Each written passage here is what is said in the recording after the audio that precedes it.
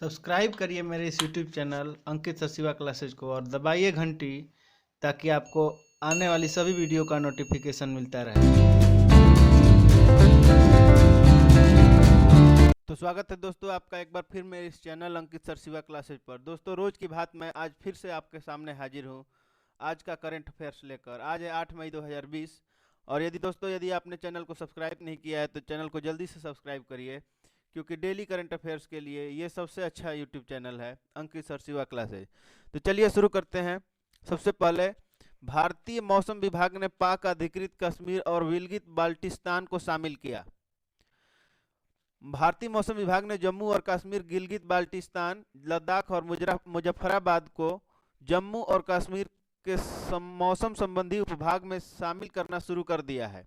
मुख्य बिंदु, यह परिवर्तन उत्तर पश्चिम भारत के दैनिक पूर्वानुमान में परिलक्षित है। मौसम का पूर्वानुमान जम्मू और कश्मीर के पूरे उपविभाजन के लिए दिया जाएगा, न कि विशिष्ट क्षेत्रों के लिए। यह परिवर्तन लद्दाख की बदली हुई स्थिति को दर्शाता है। यह परिवर्तन सरकार को अंतर्निहित संदेश भी देता है। यह बदलाव पाकिस्तान सरकार द्वारा गिलगित बाल्टिस्तान में चुनाव कराने के निर्णय के बाद आया है। 30 अप्रैल को पाकिस्तान की शीर्ष अदालत ने गिलगित बाल्टिस्तान क्षेत्र में कार्यवाहक सरकार स्थापित करने और प्रांतीय विधानसभा चुनाव करने की अनुमति दी। अगला है कि उत्तर प्रदेश सरकार ने लॉन्च की आयुष कवच एप्लीकेशन। उत्तर प्रदेश सरकार ने हाल ही में आयुष कवच एप्लीकेशन नामक एक मोबाइल एप्लीकेशन लॉन्च किया है। मुख्य बिंदु क्या है कि यह एप्लीकेशन कोविड-19 से लड़ने की प्रक्रिया में प्रतिरक्षा को बढ़ावा देने के लिए स्वास्थ्य उपचार और उपाय प्रदान करने के उद्देश्य से शुरू किया गया था। यह एप्लीकेशन कुछ अवयवों के औषधीय गुणों के बारे में जानकारी प्रदान करता है। यह ऐप उपयोगकर्ताओं को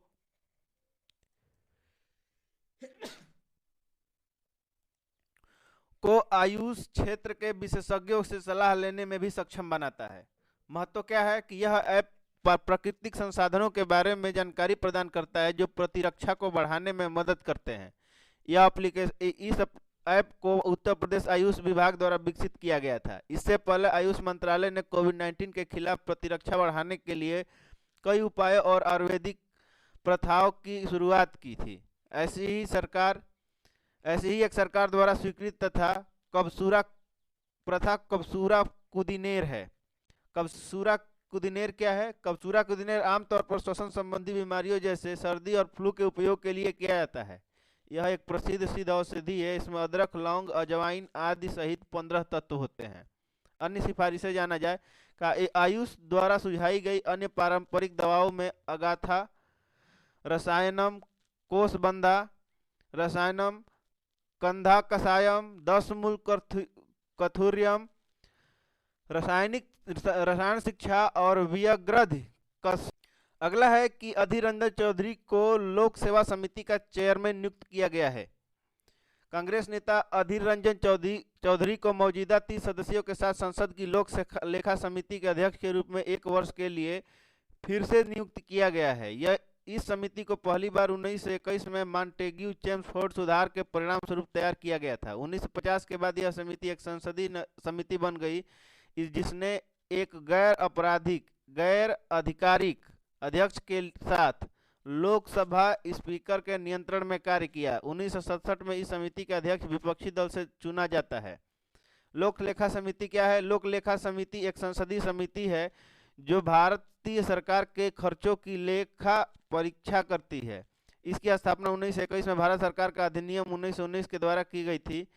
इसमें 22 सदस्य होते हैं, जिनमें 15 लोकसभा जबकि 7 राज्यसभा से होते हैं। इसकी अध्यक्षता लोकसभा अध्यक्ष द्वारा मनोनीत किया जाता है। 1967 तक इसका अध्यक्ष सत्तारूढ़ दल से होता था, जबकि 1967 के बाद से इसका अध्यक्ष विपक्ष से होता है। केंद्रीय मंत्री इसके सदस्य नहीं बन सकते। अमेरिकी राष्ट्रपति ट्रंप ने भारत अमेरिकी को OECD दूत के रूप में नामित किया है। जैसा कि आप यहाँ सामने देख रहे हैं कि इंडिया मूल की अमेरिकी निवासी को OECD दूत नियुक्त किया गया है अमेरिका द्वारा। इसको जानते हैं कि 6 मई 2020 को अमेरिकी राष्ट्रपति डोनाल्ड ट्रंप ने भारतीय अमेरिकी राजनयिक मनीषा सिंह को ध्यान से देखिएगा, ये कंपटीशन के लिए बहुत जरूरी है कि मनीषा सिंह को OECD आर्थिक सहयोग और विकास संगठन के लिए अपना दूत नियुक्त किया है। मुख्य बिंदु क्या है कि मनीषा सिंह आर्थिक और व्यावसायिक मामलों की राज्य सचिव थी।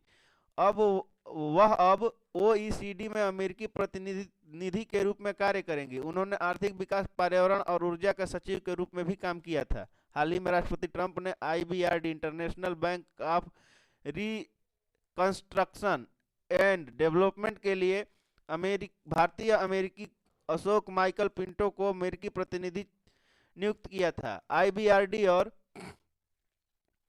इंटरनेशनल डेवलपमेंट एसोसिएशन IDA दोनों विश्व बैंक का गठन करते हैं। इसके अलावा अन्य 3 महत्वपूर्ण सदस्य संस्थान हैं: अंतर्राष्ट्रीय वित्त निगम IFC, निवेश उत्पादों के निपटान के लिए अंतर्राष्ट्रीय केंद्र और बहुपक्षीय निवेश गारंटी एजेंसी MIGA।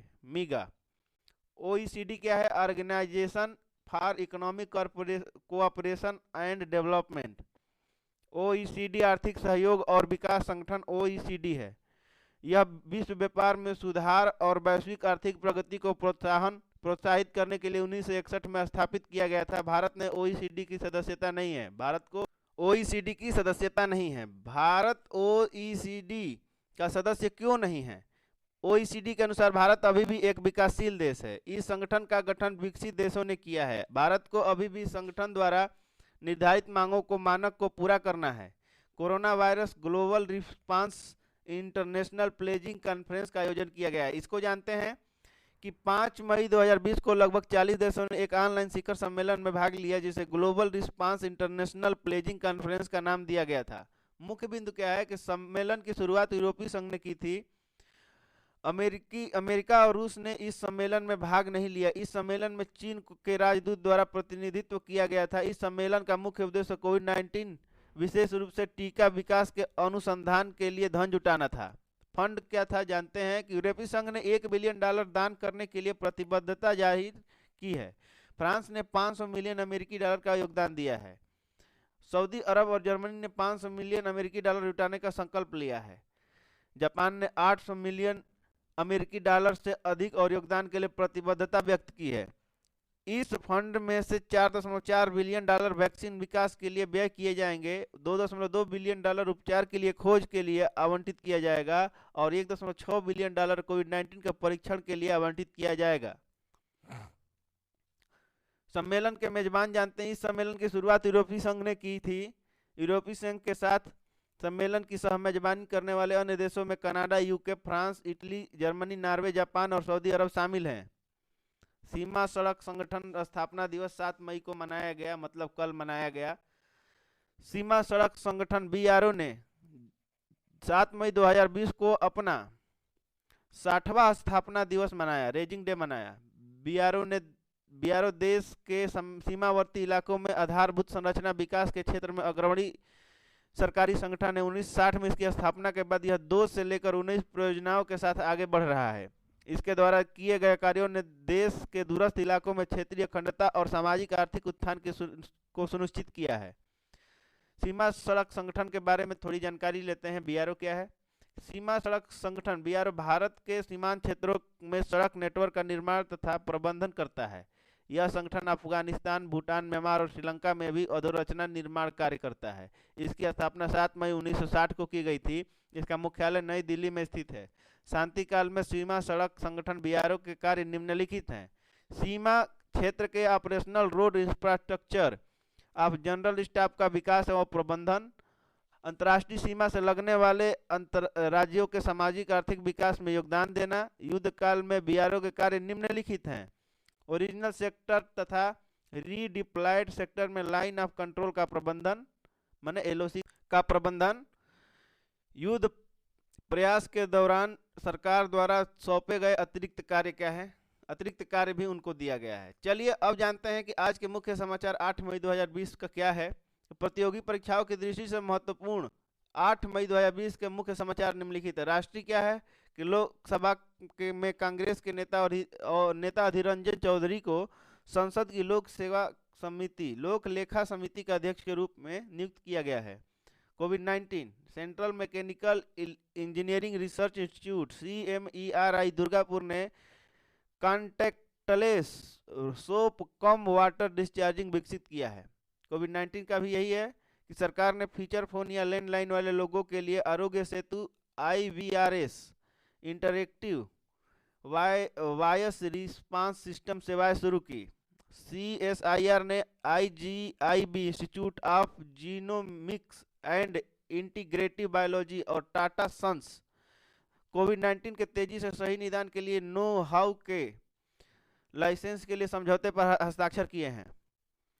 IGIB ने कोविड-19 के लिए FELUDA FNCAS9 editor linked uniform detection ASA नाम से एक टेस्टिंग किट विकसित की है। पश्चिम बंगाल सरकार ने शराब की होम डिलीवरी की अनुमति दे दी है। ऑर्डर देने के लिए वेबसाइट लॉन्च की है। हरियाणा ने 6 मई से सभी प्रकार की शराब पर कोविड-19 उपकर लगाया है।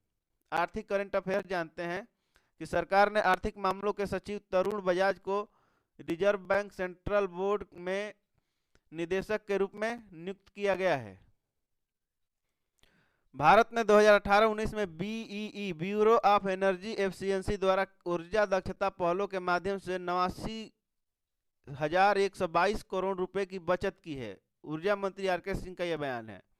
सरकार ने कोरोना वायरस महामारी के लिए अल्कोहल बेस्ड हैंड सैनिटाइजर के निर्यात पर प्रतिबंध लगा दिया है।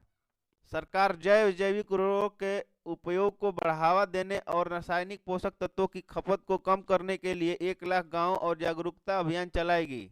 1 लाख गाँव में जागरूकता अभियान चलाएगी। पेट्रोल डीजल ड्यूटी में वृद्धि हुई है, जानते हैं।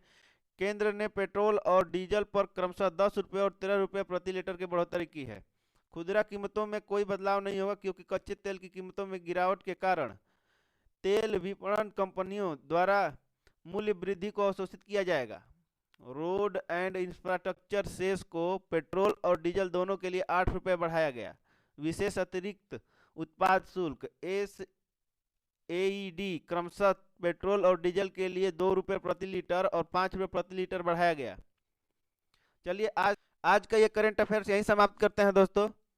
तो जल्दी से जल्दी चैनल को सब्सक्राइब कर लीजिए कि कल का करंट अफेयर्स आपको फिर से देखने को मिल जाए। तब तक के लिए धन्यवाद। जय हिंद।